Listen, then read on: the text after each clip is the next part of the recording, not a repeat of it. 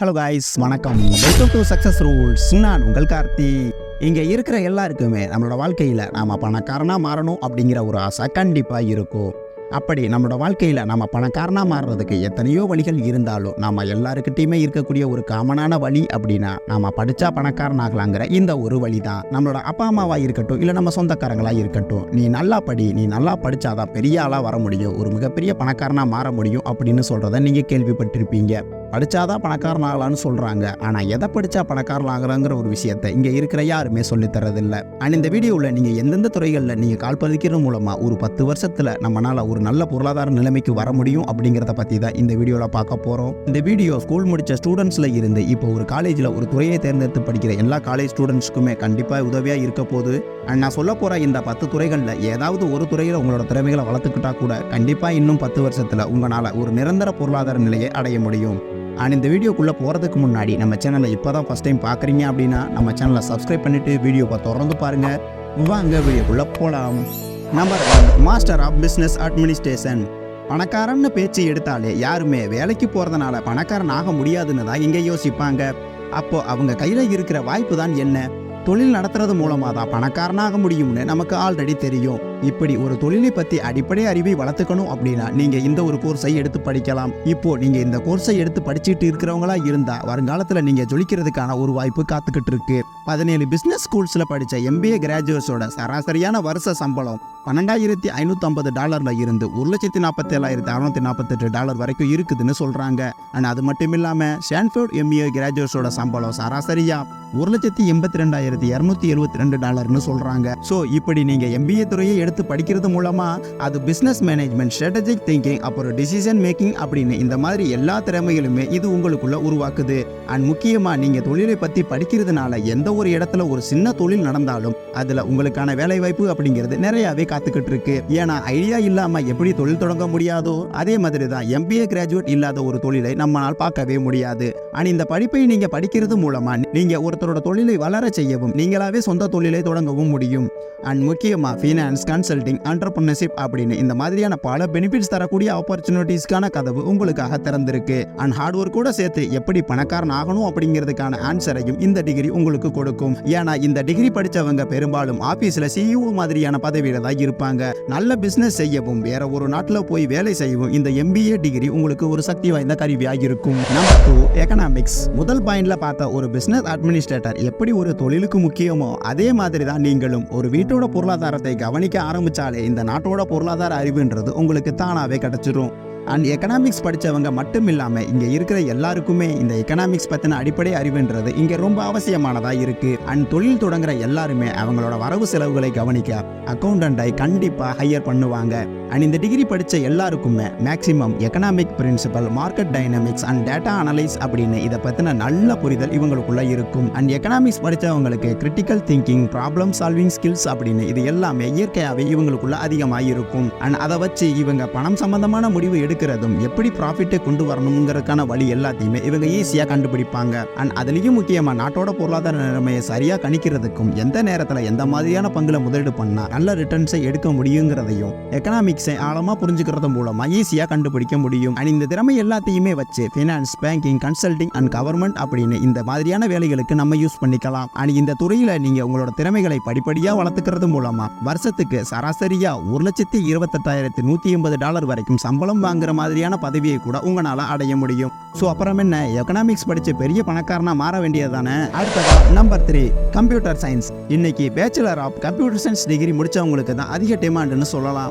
ஏன்னா அவங்களுக்கு technical skills, programming knowledge, software development skill, problem solving skill அப்படின்னு இது எல்லாமே இருக்கும். அண்ட் இப்படியெல்லாம் இருக்கிறவங்களுக்கு software engineering, data analysis, cyber security, artificial intelligence அப்படின்னு இந்த மாதிரியான ஃபீல்டில் நிறையாவே வாய்ப்புகள் இருக்கு. அண்ட் 2021 அமெரிக்காவில் இன்ஃபர்மேஷன் செக்யூரிட்டி அனலிஸ்டாக வேலை பார்க்குறவங்களோட சராசரி சம்பளம் $1,02,600 சொல்கிறாங்க. அண்ட் இது அடுத்த 8 வருஷத்தில் 35% அதிகமாகும்னு எதிர்பார்க்குறாங்க. அண்ட் 2021 ஒரு டேட்டா சயின்டிஸ்டோட சராசரி சம்பளம் $1,910 சொல்றாங்க. அண்ட் இதுவும் அடுத்த 8 வருஷத்துல 35.8% அதிகமாகும்னு சொல்றாங்க. அண்ட் இந்த 2 வேலைகளுக்குமே தேவைப்படுற டிகிரிங்கிறது கம்ப்யூட்டர் சயின்ஸ் டிகிரி தான். அண்ட் இதோட சேர்த்து டெடிகேஷன், கண்டினியூஸ் லேர்னிங், என்டர்பிரனர்ஷியல் ஸ்பிரிட் அப்படின்னு இது எல்லாமே இருந்தா இந்த டிகிரி உங்களுக்கு அதிக பணத்தை சம்பாரிச்சு தரும். அண்ட் ஐடி துறைகளோட அசுர வளர்ச்சி உலகம் முழுவதும் அதிகமாகவே இருக்கு. அண்ட் இந்த வளர்ச்சியை நீங்க சராசரியா பயன்படுத்தி பல புரோகிராமிங் லாங்குவேஜை கத்துக்கிறது மூலமா நீங்க அதிக பணம் சம்பாதிக்கிறதுக்கான ஒரு வாய்ப்பு இந்த துறையில் அதிகமாகவே கொட்டி கிடக்கு.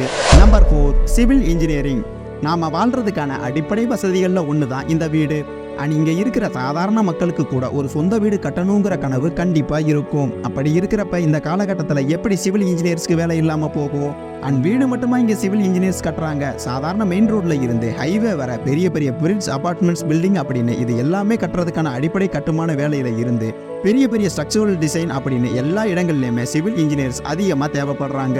ஏற்கனவே நான் சொன்னது மாதிரி எல்லா பில்டிங்ஸோட டிசைன்ல இருந்து சைட்ஸில் வேலை நடக்குதான்னு பார்வையிடுறது வரைக்கும் அண்ட் இது எல்லாமே சிவில் இன்ஜினியரிங் தான் வருது.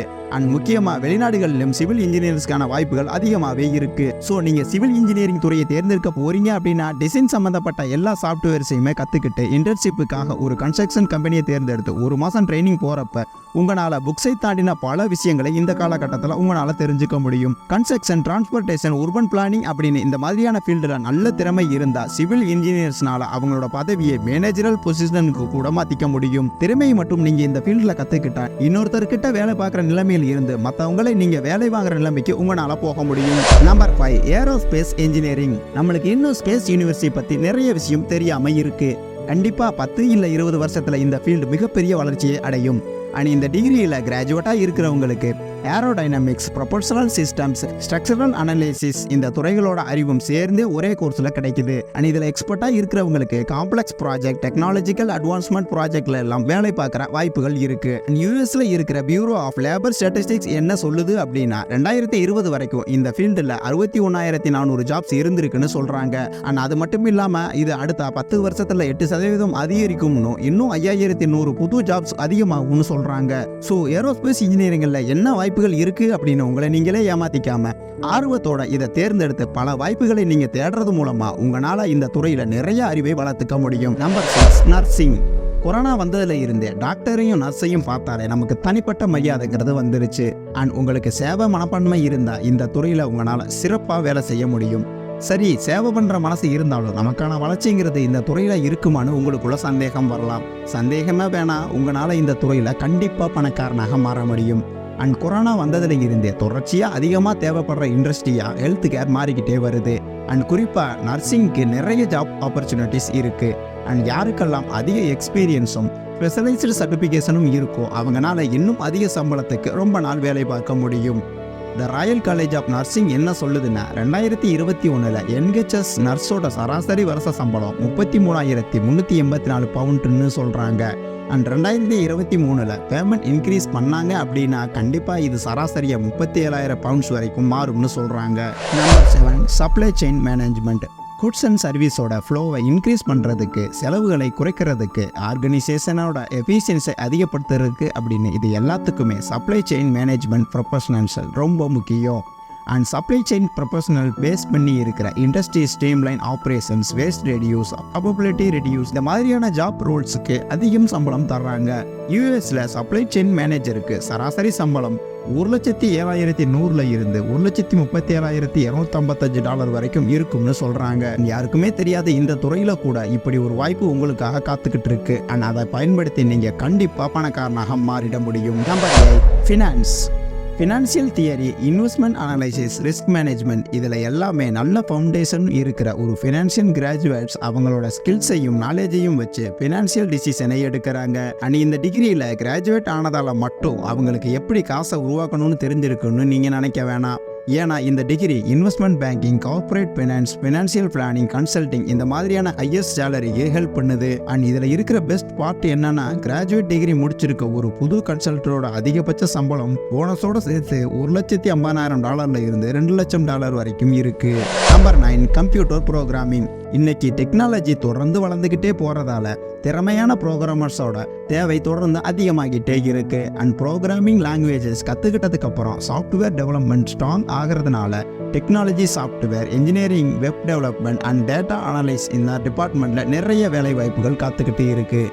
அண்ட் திறமையான ப்ரோக்ராமர்ஸ் பெரும்பாலும் காம்படிட்டிவ் சேலரி தான் வாங்குறாங்க. ஆனால் இப்போ அவங்க எக்ஸ்பீரியன்ஸ் அல்லது எக்ஸ்பர்டைஸ் வச்சுருந்தாங்கன்னா அவங்களால அதிக சம்பளம் வாங்க முடியும்.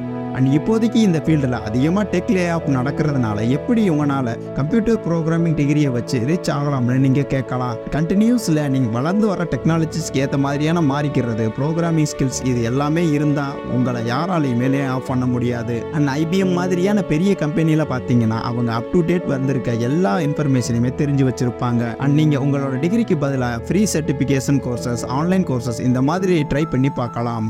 Number 10, architecture. இந்த டிகிரி என்னோட லிஸ்ட்டில் கடைசியாக இருக்கலாம். ஆனால் நான் சொல்ல போகிறத முழுசாக கேளுங்க. கட்டிட கலைஞர்கள் நம்ம வாழ்கிற இடத்தோட கன்ஸ்ட்ரக்ஷனை டிசைன் பண்ணுறது, அதை மேற்பார்வை செய்கிறது அப்படின்னு இதில் எல்லாத்தையுமே முக்கிய பங்கு வகிக்கிறாங்க.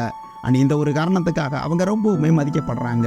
ஹைரைஸ் அப்பார்ட்மெண்ட்ஸில் இருந்து லக்ஸரி ஹோட்டல், கவர்மெண்ட் பில்டிங் வர எல்லாத்துக்குமே இது கண்டிப்பாக தேவைப்படுது. அண்ட் அதனால் அவங்க அதிக சம்பளமும் அவங்க எக்ஸ்பீரியன்ஸ்க்கு ஏற்ற மாதிரி இவங்க வாங்குறாங்க. அண்ட் ஆர்கிடெக்சர் ஒரு கஷ்டமான டிகிரி. அது மட்டும் இல்லாமல் வேலை வாய்ப்பும் ரொம்பவுமே காம்படிட்டிவாக தான் இருக்கும். இப்போது நீங்கள் கிளைமேட்டை கணிச்சு உங்களோட டிசைன்ஸை அவுட் ஆஃப் த பாக்ஸில் போய் சிட்டிஸோட சூழலுக்கு ஏற்ற மாதிரி டிசைன் பண்ணுற அளவுக்கு ஸ்பெஷலைசடாக ஆகிட்டீங்கன்னா நீங்கள் இந்த டிகிரியை வச்சு கண்டிப்பாக பணக்காரனாக முடியும். ஸோ நீங்கள் ஆர்கிடெக்சர் படிக்கிறது மூலமாக கண்டிப்பாக பணக்காரனாகிறதுக்கான வாய்ப்புங்கிறது இங்கே நிறையாவே இருக்குது. அண்ட் நம்ம பார்த்த இந்த 10 டிகிரியில் ஏதாவது ஒன்றை படிக்கிறது மூலமாக நம்மளால் கண்டிப்பாக ரிச் ஆக முடியும். அண்ட் இதை தவிர வேறு ஏதாவது ஹை பேயிங் ஜாப்ஸ் உங்களுக்கு தெரிஞ்சால் கண்டிப்பாக கமெண்டில் சொல்லுங்கள். இதே மாதிரி வேற ஒரு வீடியோவில் சந்திக்கும் வரை உங்களிடமிருந்து விடைபெறுவது நான் உங்கள் கார்த்திக். தேங்க்யூ ஃபார் வாட்சிங்.